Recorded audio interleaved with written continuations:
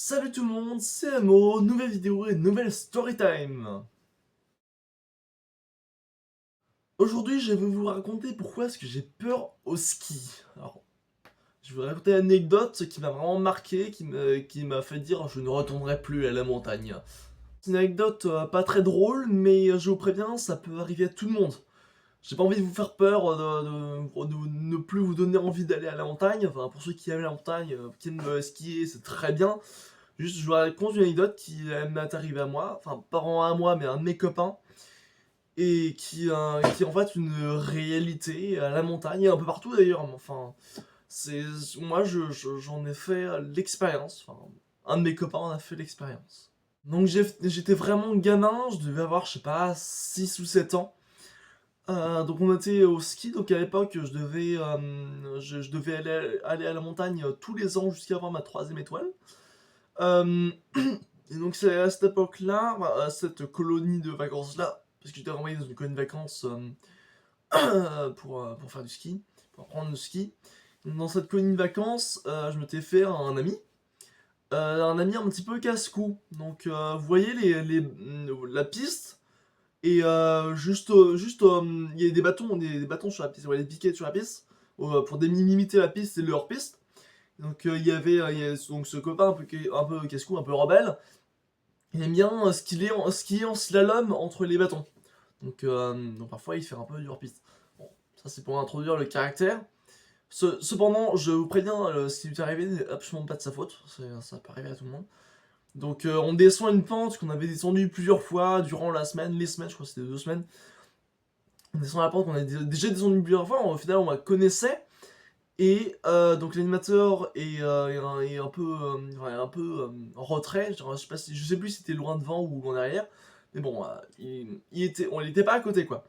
Donc on descend à une vitesse qu'on considère être juste. Et en fait, ce qu'on avait oublié, ce que lui avait oublié en tout cas, c'est que la pente, elle faisait un angle tout en descendant. Donc ça veut dire que là, il y a la pente et la pente descend comme ça. Donc c'est-à-dire que toute une partie là, c'est 2 mètres, 2 mètres 50 de neige, avec en dessous la piste qui descend, en fait, comme ça.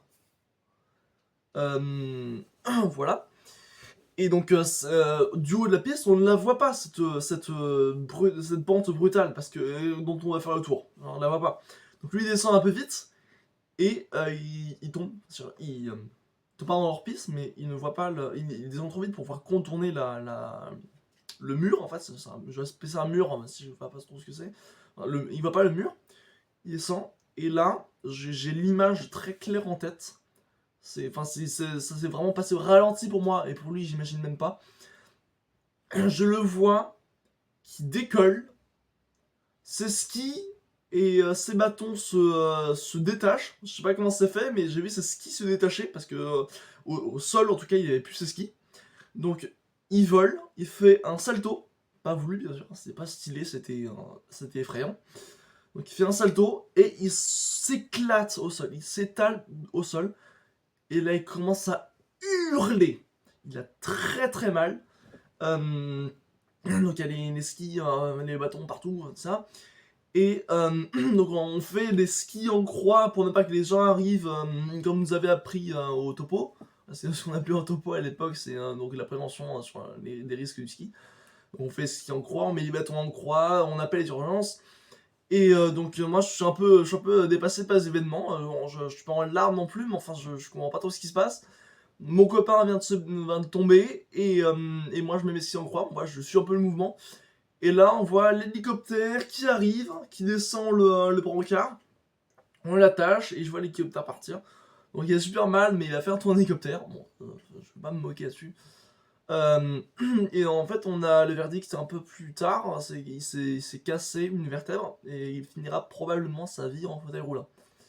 Voilà, donc j'avais un ami qui s'est gravement blessé au ski. Donc, c'est pas une anecdote drôle, je l'avais prévenu. Moi aujourd'hui je le vois plus, j'ai pas de téléphone donc j'ai pas son numéro, je sais pas ce qu'il est devenu. Mais s'il remarche, c'est tant mieux pour lui.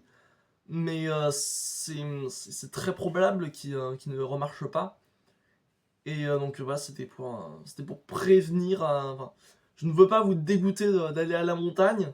Je veux juste vous dire que ce genre de choses, ça peut arriver à tout le monde, tout le temps. Et enfin voilà, vous n'êtes pas à l'abri, donc je vous demande de faire attention à la montagne. Faire attention, bien retenir le terrain, ne pas aller trop vite, ne pas faire le casse-cou. Et voilà, c'était la fin de ce story time. Euh, bon, il était pas très drôle, désolé. Bon, si vous avez quand même aimé, vous pouvez lâcher un like, ça fait plaisir, c'est gratuit. Mettez un commentaire si vous voulez en discuter, c'est gratuit, ça fait plaisir. Abonnez-vous, c'est gratuit, ça fait plaisir. A bientôt avec Amo.